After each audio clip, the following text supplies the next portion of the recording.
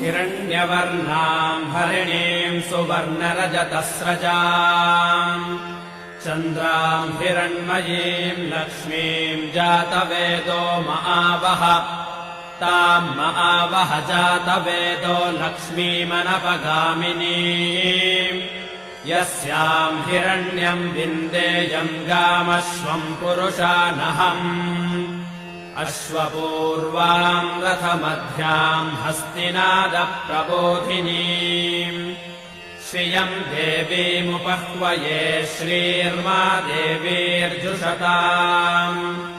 कांसोऽस्मिताम् हिरण्यप्राकारामार्द्राम् ज्वलन्तीम् तृप्ताम् तर्पयन्तीम्